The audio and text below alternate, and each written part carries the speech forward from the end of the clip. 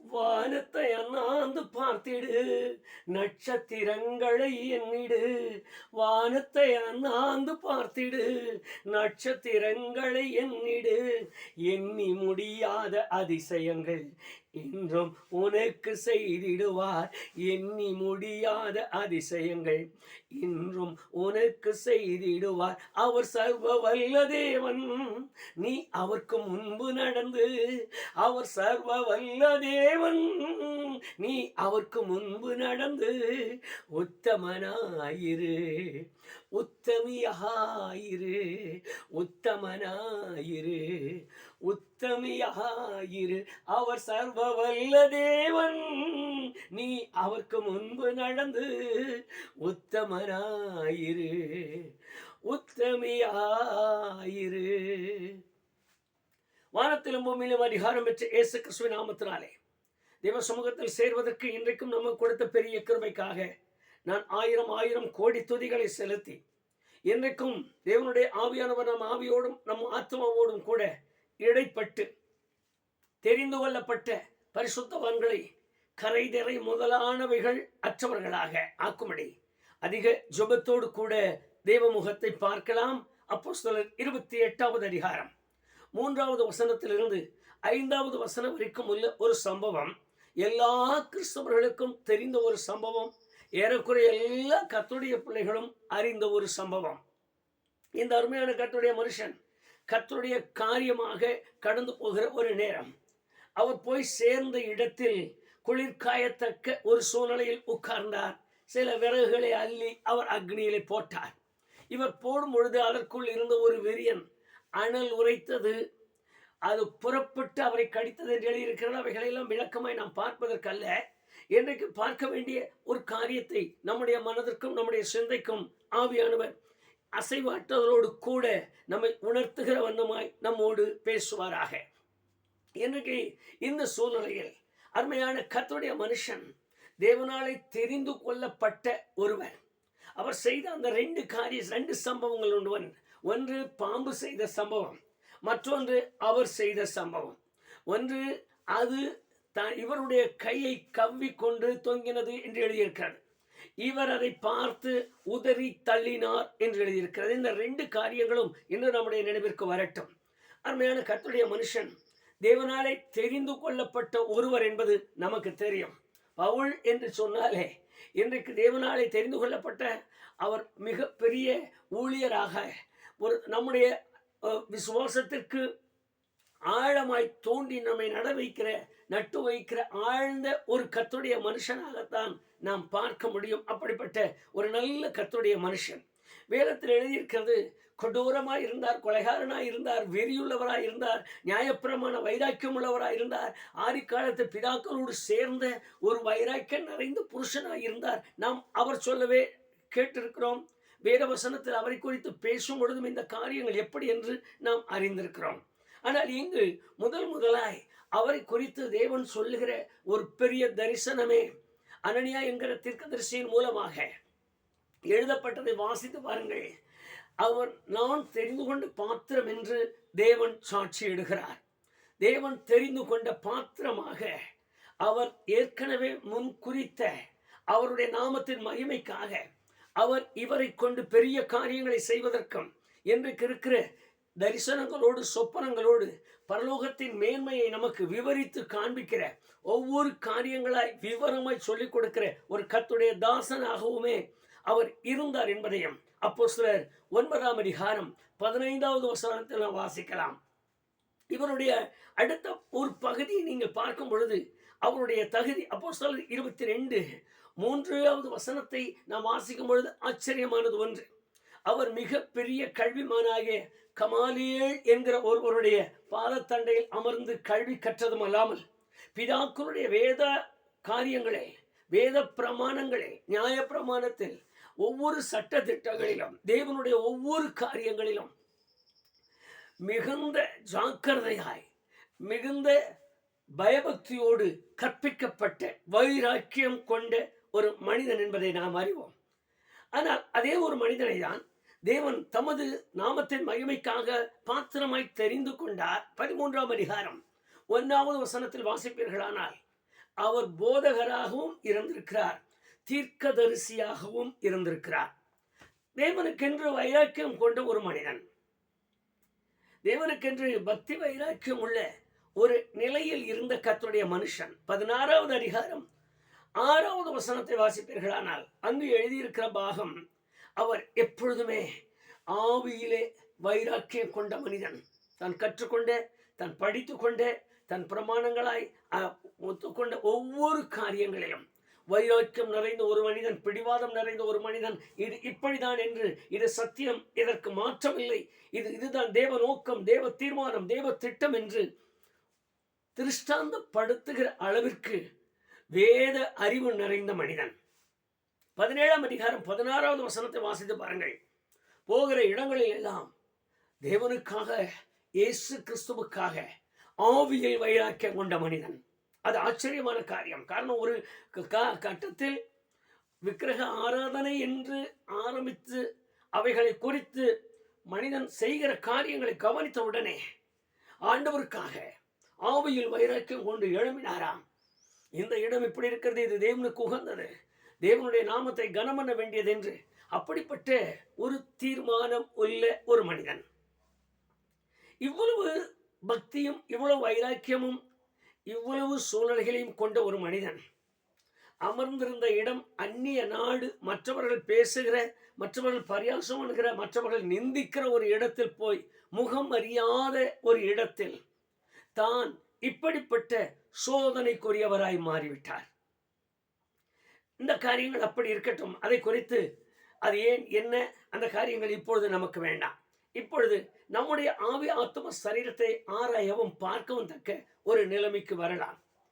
நடந்து போனது, அருமையான கர்த்தருடைய மனுஷன் அந்த விஷப்பூச்சியை அவர் உதறி நெருப்பிலே போட்டு விட்டார் என்று எழுதியிருக்கிறது. இது உண்மையாய் நடந்த ஒரு சம்பவம். இந்த சம்பவம் அது அப்படியே நம் மனதிற்குள்ளே வைத்துக் கொள்வோம். இன்றைக்கு இருக்கிற சூழ்நிலையில் அருமையான கர்த்தருடைய பிள்ளைகளோடு நாம் தியானிக்க வேண்டிய ஒரு காரியம் உண்டு. பவுல் அப்படி செய்தார், அதனால் அவருக்கு இந்த தீங்கு என்று தயவு செய்து யாரும் இந்த கட்டத்தை சிந்தனை செய்து அதற்கு ஒரு காரியத்தை சொல்ல வேண்டாம். நாம் சிந்திக்க வந்திருக்கிறோம், யோசிக்க வந்திருக்கிறோம், நம்முடைய நிலைமை என்ன என்று ஆராய்ந்து பார்க்க வந்திருக்கிறோம். இங்க இருக்கிற ஒரு சூழ்நிலையை கவனித்து பாருங்கள். நான் ஊழியர்களிலிருந்து விசுவாசிகள் வரைக்கும் நாம் கவனிக்க வேண்டிய ஒரு காரியம் உண்டு. தேவன் அக்கிரமத்திலும் பாவத்திலும் மரித்திருந்த நம்மை உயிர்ப்பித்தார் என்று எழுதியிருக்கிறது. பாவங்கள் போக கழுவினார் என்று எழுதியிருக்கிறது. அது மாத்திரமல்ல, தமது சொந்த இரத்தத்தை கரையமாய் கொடுத்து நம்மை விலைக்கு வாங்கினார் என்று எழுதியிருக்கிறது. அதில் விசேஷமாக தேவனாகிய கர்த்தருக்கு முன்பாக நம்மை மீட்டெடுத்து பாவங்களற தமது இரத்தத்தினாலே கழுவி அவருக்கு முன்பாக கொண்டு போய் நிறுத்தி ஆசாரியர்களாக்கி ராஜாக்கள் ஆக்கினார் என்று வேதத்தில் எழுதியிருக்கிறதை நாம் அறிந்திருக்கிறோம். இத்தனை தகுதிக்காக நம்மை அழைத்த தெய்வம் நம்மை பயன்படுத்த, நம்மை உபயோகிக்கிற இந்த காலத்தை ஒரு நிமிஷம் நம்முடைய மனதுக்குள்ளாக நம்ம கொண்டு வாருங்கள். நான் ஆண்டவருக்காக என்ன விதமான அனுபவத்தில் இந்த உலகத்தில் வாழ்ந்து வருகிறேன், என்ன விதமான சூழ்நிலையோடு நான் வாழ்ந்து வருகிறேன். இன்றைக்கு நாம் சிந்திக்க வேண்டிய ஒரு பெரிய காரியம். உலகத்திலிருந்து நம்மை பிரித்தெடுத்தார், அது உண்மை. உலகத்திலிருந்து பிரித்தெடுத்தார் என்று சொல்வது தனிப்பட்ட ஒரு முறையில் உட்கார வைத்து தனியாய் ஒரு ஆகாரம், தனியான சாப்பாடு, எல்லாமே ரகரகமாய் வேறு வேறு விதமாய் மற்றவர்களை விட வித்தியாசமாய் கொடுத்து நடத்தினார் என்பது அல்ல. உலகத்தின் பாவத்திற்கு, உலகத்தின் இச்சைகளுக்கு, உலகத்தின் ஆசைகளுக்கு, உலகத்தோடு கூட நெருங்கி பழகிற எல்லா விதமான துஷ்டத்தனத்திற்கு நம்மை விலக்கி பாதுகாத்தார், தனிமைப்படுத்தினார். அவருக்கு மகிமை உண்டாகட்டும். இந்த நிலையில் இன்றைக்கு ஏராளமான ஊழியர்கள், ஏராளமான கர்த்தருடைய ஜனங்களை உற்று பார்க்கும் பொழுது ஏதோ ஒரு விதத்தில் பரிதவிக்கப்படத்தக்க நிலை அவர்களுக்கு இருக்கிறதை நம்மால் உணர முடியும். ஆரம்ப காலத்தில் சொல்வார்கள், நாங்கள் அன்றைக்கெல்லாம் ஐயோ, நாங்கள் ஊழியத்தை தொடங்கி போகும்போது நடந்தது என்ன தெரியுங்களா, ஆரம்பிச்சுட்டாங்கன்னா அதை முடிக்க மாட்டாங்க, அப்படியே கொண்டு போயிடுவாங்க. அங்கே நடந்தது, இங்கே நடந்தது, அந்த அற்புதம், இந்த அற்புதம், அப்படியே எடுத்துக்கொண்டே போவார்கள். அதற்கு அடுத்து அடுத்தது பார்த்தா எங்களை கொண்டுதான் இவ்வளவு பெரிய ரட்சிப்பு நடந்தது, இவங்களை எங்களால் ரட்சிக்கப்பட்டார்கள், இவர்களுக்கெல்லாம் நாங்கள் தான் சுவிசேஷம், இப்படி சொல்லி பல காரியங்களை சொல்வார்கள். எல்லாம் சொல்லிக்கொண்டே போவார்கள். பிரதர் அன்னைக்கு மட்டும் அனல் பறந்தது பிரதர், அன்னைக்கு மட்டும் கை நீட்டனமா போதும் பிரதர், அன்னைக்கு மட்டும் நாங்கள் சொன்னால் போதும் பிரதர், எல்லாமே சொல்லிக்கொண்டு பேசிக்கொண்டு இருக்கிற ஒரு நல்ல காலம்தான். ஆனால் அதே காலத்தை இன்றைக்கு கேட்டு பாருங்க பிரதர், இன்னைக்கு இப்படி இருக்கீங்க? விசுவாசத்தை பார்த்து கேளுங்க பிரதர், இந்த விசுவாசத்தை எப்படி கடைப்பிடிச்சிட்டு இருக்கிறீங்கன்னு ஏன் கேட்குறீங்க? அம்மாங்க, ஊழியரை பார்த்து கேளுங்கள், அன்றைக்கு இவ்வளோ வைராக்கியமாக இருந்தீங்களையா, இன்னைக்கு என்ன செய்துட்டு இருக்கீங்க? அது ஏன் கேட்குறீங்க? அது இருந்தேன், ஆனால் அப்படி இப்படியே இருக்க முடியலைங்க. அந்த வார்த்தையை சொல்லி அப்படி புரண்டு வேறொரு வார்த்தை சொல்லுவார்கள். எல்லாரிடத்துல ஒரு பலவீனம் இருக்குங்க. எல்லாரோடையும் போராடுறானா, மற்றவங்களோட போராடுறத விட என்னோட பிசாசு போராட தொடங்கிட்டானா என்னால் ஒன்றுமே முடியல, நான் என்ன செய்கிறதுனே தெரியல. எல்லாம் சரிதான், எல்லாம் சரிதான், சொல்கிறது எல்லாம் சரிதான். ஆனால் இன்றைக்கு கர்த்தருடைய பிள்ளைகளை எண்ணி பாருங்கள், சொல்லுகிற விஷயத்தை கொஞ்சம் மனதிற்குள்ளும் அப்படி அனுப்பி வையுங்கள். ஒரு காலத்தில் தேவனுடைய பாத்திரமாக இருந்த பவுல், ஒரு காலத்தில் போதகராக தீர்க்கதரிசியாக இருந்த பவுல், ஒரு காலத்தில் ஞானியின் பாதத்தில் இருந்து எல்லாவற்றையும் கற்றறிந்த வேத பிரமாணத்திலே முழுமை பெற்ற ஒரு பவுல், ஆவியிலே வைராக்கியம் கொண்ட பவுல், ஆவியானவராலே நடத்தப்பட்ட பவுல், அவர் செய்த ஒரு காரியம், நாம் செய்கிற ஒரு காரியம், ரெண்டையும் கவனியுங்கள். அள்ளி போட்டார், ஒரு சர்ப்பம் அவரை கவ்விக்கொண்டது, கவ்விக்கொண்டு தொங்கினது. பார்த்தார், உதறி தள்ளினார். இந்த அனுபவத்தை மாத்திரம் நம்முடைய உள்ளத்திற்குள் கொண்டு வாருங்கள். இன்றைக்கு நாமும் கூட கர்த்தருடைய பிள்ளைகளாய் நிற்கிறோம், ஊழியர்களாய் நிற்கிறோம், தேவ காரியமாய் நாம் நிற்கிறோம். ஆனால் நடந்திருக்கிற சம்பவம் என்ன? அநேக காரியங்கள் பவுலை பிடித்த, பவுலை கடித்து தொங்கின சர்ப்பத்தை போலவே நம்மையும் பிடித்து தொங்கிக் கொண்டு கவ்விக்கொண்டு இருக்கிறதை நாம் மறந்து விட்டிருக்கிறோம். அவைகளாலே நாம் இன்றைக்கு உதறி தள்ளாமலே நிற்கிறோம் என்பதுதான் காரியம். பவுல் உதறி தள்ளினார், நான் உதறி தள்ளலை. முன்பு எப்படி பிரதர் இருந்தீங்க? முன்பு ரொம்ப நல்லா இருந்தீங்க. எப்படி நல்லா இருந்தீங்க? ஆண்டவருக்காக எல்லாம் தியாகியாகி வாழ்ந்தாங்க, ஆண்டவருக்காக எல்லாம் விட்டு கொடுக்கணுமோ விட்டு கொடுப்பேங்க. இப்போ பிரதர், இப்போ லேசா கவ்விருச்சுங்க, அது என்ன தொங்கிட்டு இருக்கு. எவ்வளவு பெரிய காரியங்களை எல்லாம் இன்றைக்கு இருக்கிறது. எனக்கு தெரிந்த ஒரு அருமையான சகோதரி, ரொம்ப தெரிஞ்சவங்க, அவங்க ஒரு பொருத்தனை செய்திருந்தார்களாம். ஞானஸ்நானம் எடுக்கிறேன், அந்த ஞானஸ்நானம் எனக்கு கொடுக்கிற ஆளும் யோவான் அங்கிற பேர்லேயே இருக்கணும். எனக்கு ஞானஸ்நானம் கொடுத்தவருக்கு அவருக்கு இருந்த மாதிரி முடி இருக்கணும், அவருக்கு இருந்த மாதிரி தாடி இருக்கணும். அவர்கிட்ட தான் எனக்கு ஞானஸ்நானம் வேணும். ரொம்ப நாளாக ஜெபம் பண்ணியிருக்காங்க. ஏதோ கிருபை, யோவானுங்கிற பேர் ஒன்று கிடைச்சிருச்சு, முன்னால் இருக்கிற தாடி கிடைச்சிருக்கு, பின்னால் இருக்கிற முடி கிடைக்கல. இந்த பின்னால் முடி இல்லாத ஆள் எப்படின்னு தெரியல. இன்னொன்று, இந்த ஒட்டக மயிர் உடையும் கிடைக்கல. இந்த ரெண்டு இல்லாமல் ஞானஸ்நானமே நின்று போயிருக்கும் போல இருக்கு. அவ்வளவு போராட்டத்தோடு இருந்து எப்படியோ ஜெபித்து, சரி பாதி இருந்தாலும் பரவாயில்ல, பாதியாவது இருக்கட்டும். அப்போ சொல்ல யோவான் ஸ்நானகனில் பாதி யோவான் ஸ்நானகமாவது இருக்கட்டும், முழுமையே இல்லைனாலும் அவர்கிட்டையாவது எடுக்கலான்னு சொல்லி ஞானஸ்நானத்துக்கு வந்து அங்கே ஞானஸ்நானம் எடுத்தாச்சு. காலங்கள் கடந்து போனது. திரும்ப ஒரு காரியத்தை அவர்கள் பேச தொடங்கினார்கள். அபிஷேகத்துக்குள்ளானார்கள். அவ்வளவு தேவனுடைய நாமம் மகிமைப்படட்டும், தேவனுடைய நாமம் கனமனப்படட்டும், இப்படி வித்தியாசமான செயல்களுக்குள்ளே தாங்கள் தாங்கி ஆண்டவரை தேடி ஆண்டவரை பார்க்க வந்தார்கள். ஆண்டவருக்காக எல்லாம் ஆண்டவருக்காக சொல்ல நடந்து கொண்டே இருந்தது. ஆனால் கடைசி நேரத்தில் எங்கம்மா ஆராதிக்கிறீங்கன்னு கேட்டோம். எப்படி ஆராதிக்கிறீங்க?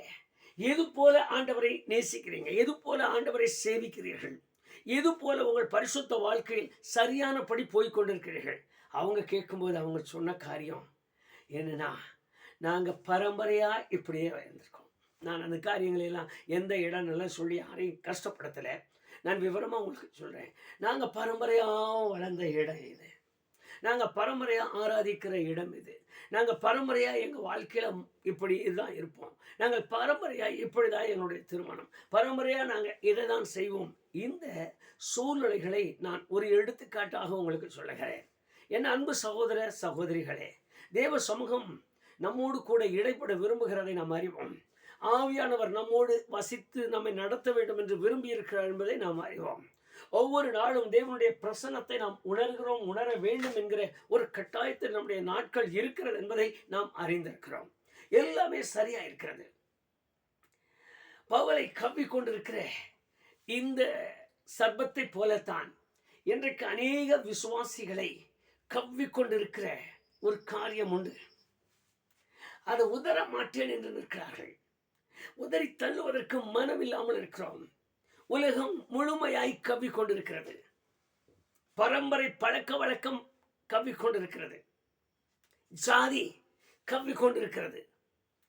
ஐதீகம் கவ்விக்கொண்டிருக்கிறது.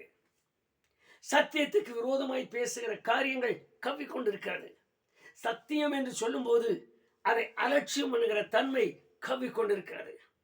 என்னை தெரியாமலா, எனக்கு தெரியாமலா, நான் அறிந்து கொள்ள முடியாததா, அந்த போதகர் இப்படி சொன்னார், இந்த ஐயா இப்படி சொன்னார், இந்த பாஸ்டர் இப்படி சொல்லியிருக்கார், வேத வசனம் இப்படி சொல்லியிருக்கிறது, இப்படி சொல்லி தான் கற்றுக்கொண்டே தான் செய்ய வேண்டிய காரியங்களை எல்லாம் விட்டுவிட முடியாமல் கவ்விக்கொண்டிருக்கிற அநேக காரியங்கள் இன்றைக்கு தேவ ஜனங்களின் வாழ்க்கையில் தொங்கிக் கொண்டே இருக்கிறது.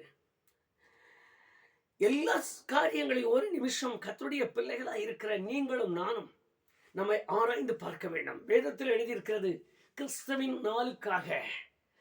வாசித்து பாருங்கள், பிலிப்பியர் 1ஆம் அதிகாரத்தில் நேர்த்தியான ஒரு வேத வசனம் உண்டு. கிறிஸ்துவின் நாளுக்காக துப்புரவானவர்களாய் நில்லுங்கள் என்று. துப்புரவானவர்கள் என்று முற்றிலும் அப்படி இப்படி சொல்லுகிற உபதேசங்கள் எல்லாம் இல்லை.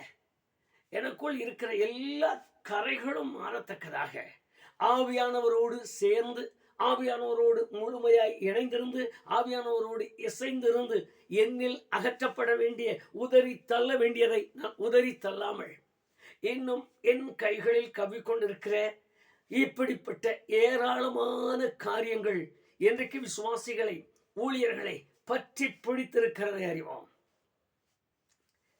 எவ்வளவு மோசமான நிலைமையில் இன்றைக்கு நம்முடைய அனுபவங்களை எல்லாம் நாம் விட்டிருக்கிறோம் என்று கவனியுங்கள். ஒரு காலத்தில் அப்படி இருந்தேன், ஒரு காலத்தில் அப்படி இருந்தேன், ஒரு காலத்தில் இவ்வளவு காரியமாக இருந்தேன். ஆனால் இன்றைக்கு ஜெபிக்க வேண்டும் என்று ஒரு அருமையான சகோதரி வந்தார்கள்.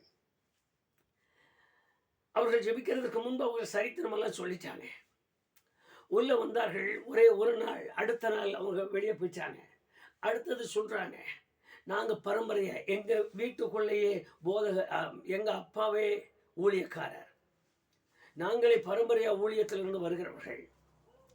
நான் இன்றைக்கு எனக்கு இத்தனை வயது ஆகிவிட்டது. ஒரு பெரிய ஒரு முதிர்ச்சியின் வயதை சொல்லிட்டாங்க.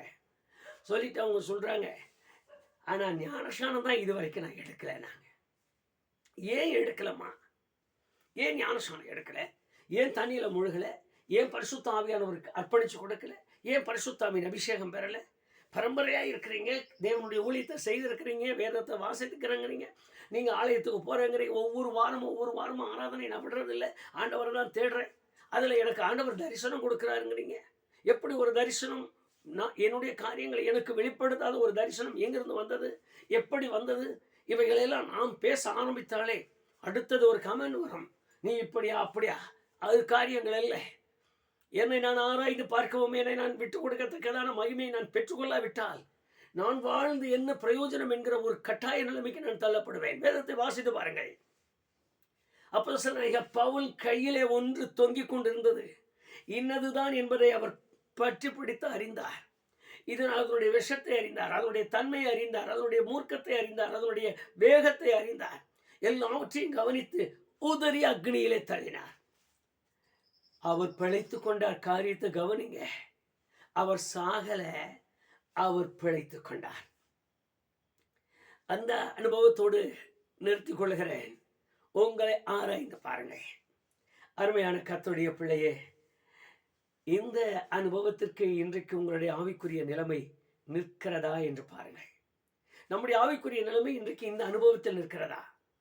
என்னை தொடர்கிற என் ஆண்டவருக்கும் எனக்கும் பகை உண்டாக்குகிற, என் ஆண்டவரை விட்டு என்னை தூரம் கொண்டு போகிற, என் ஆண்டவருக்கு நான் விரோதமாய் மாறினேன், என் ஆண்டவருக்கு பிரியமில்லாததை செய்கிற, அவருக்கு இஷ்டமில்லாததை நடப்பிக்கிற, அவருக்கு இது இஷ்டமில்லை என்று சொல்லுகிற விஷயத்திலே என்னை நான் ஆராய்ந்து பார்த்து, என் குடும்பத்தை நான் ஆராய்ந்து பார்த்து, என் பிள்ளைகளை நான் ஆராய்ந்து பார்த்து, உதற வேண்டியவைகளை உதறி இருக்கிறேனா என்று பாருங்கள். எதெல்லாம் என் ஆண்டவருக்கு பிடிக்கவில்லையோ, எதெல்லாம் என்னை ஆவிக்குள் நடத்துவதற்கு தடையாயிருக்கிறதோ, நான் உதறி தள்ளி இருக்கிறேனா? நான் ஒதுக்குப்புறமாய் அவைகளை மாற்றி இருக்கிறேனா? இல்லை, அவைகளோடு இணைந்துதான் எனக்குள்ளாக அது தன் அடையாளத்தை காட்டிக் கொண்டிருக்கிறதா? அப்படிப்பட்ட ஒரு அனுபவங்களை எல்லாம் நான் சிந்திக்காமல் போனால் நாம் எப்படி தேவனுடைய சமூகத்தில் மாசற்றவர்களாய் கரையற்றவர்களாய் நிற்போம்? நம்ம ஒதுக்கப்பட வேண்டிய சகலவற்றையும் உதறி தள்ளுங்க. கர்த்தருக்கு மகிமை உண்டாகட்டும். என்னோடு கூட இந்த காரியங்களை எல்லாம் கவனித்துக் கொண்டிருக்கிற உங்களுக்குள்ளாக ஆவியானவர் இன்னும் இன்னும் அதிகமாய் கிரியை செய்வாராக. இந்த குறைந்த நேரத்திற்குள்ளாக தேவன் உங்களோடு கூட இடைப்பட்டு உங்களோடு கூட இந்த வார்த்தைகளை ஆழமாய் பதிய செய்து உங்களை சிந்தனைக்கு கொண்டு வருவாராக. எனக்கு ஒரே ஒரு காரியம் உண்டு. தேவனால் தெரிந்து கொள்ளப்பட்டிருக்கிற கர்த்தருடைய பிள்ளையே, தேவனால் அழைக்கப்பட்டிருக்கிற கர்த்தருடைய பிள்ளையே, தேவனுடைய மார்க்கத்தில் போதிக்கப்பட்டிருக்கிற கர்த்தருடைய பிள்ளையே, கடந்த காலங்கள் எல்லாம் பரிசுத்த ஆவியானவரோடு இணைந்து வாழ, இணைந்து செயல்பட உங்களை ஒப்புவித்து அர்ப்பணித்து ஒப்பு கொடுத்து ஆவியினாலே நடத்தப்பட்டு கொண்டிருக்கிற கர்த்தருடைய பிள்ளையே, எது கவ்விக்கொண்டிருக்கிறது? அவரோடு இணையாதபடி, அவரோடு நடக்காதபடி, அவரோடு பேசாதபடி என்னென்னலாம் உங்கள் சரீரத்தில், உங்கள் மனதில், உங்கள் மனசாட்சியில் ஒட்டி கொண்டிருக்கிறது, தொங்கிக் கொண்டிருக்கிறது, கவ்வி கொண்டிருக்கிறது என்பதை பாருங்கள்.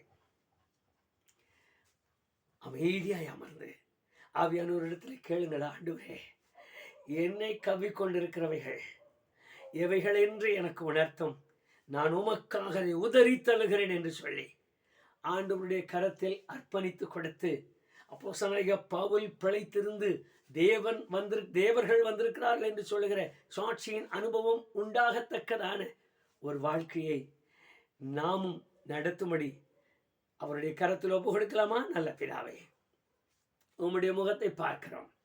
ஒரு சம்பவம் என்று வேதத்தில் எழுதுறதை நாங்கள் எங்கள் சிந்தனைக்கு கொண்டு வந்தோம். கர்த்தாவே, கொடுமையான சூழ்நிலையில், கடுமையான சந்தர்ப்பங்களில் உம்மாலே அழைக்கப்பட்ட, உம்மாலே தெரிந்து கொள்ளப்பட்ட, உமது நாமத்தின் மகிமைக்காக தன்னை அர்ப்பணித்து கொடுக்கப்பட்ட ஒரு கர்த்தருடைய மனுஷன் உதறி தள்ளினார் என்று எழுதியிருக்கிற, உதறி விட்டார் என்று எழுதியிருக்கிற, அக்னியிலே போட்டு விட்டார், இனி அதற்கு வேண்டாம் என்று சொல்லுகிற ஒரு அனுபவத்தை இன்றைக்கு நாங்கள் சிந்தனைக்கு கொண்டு வந்தோம். எங்களுடைய வாழ்க்கையில் எங்களை உம்மிடத்தில் சேராதபடிக்கு, உம்மை துக்கப்படுத்தும்படி, உம்மை சஞ்சலப்படுத்தும்படி, ஆண்டவரே, என்னாலே மற்றவர்கள் உமது நாமத்தை கண்டுகொள்ளாதபடிக்கு என்னை கவ்விக்கொண்டிருக்கிற காரியங்களை எல்லாம் நாங்கள் அறியும்படி எங்கள் இருதயத்தை திறந்தரலாம்.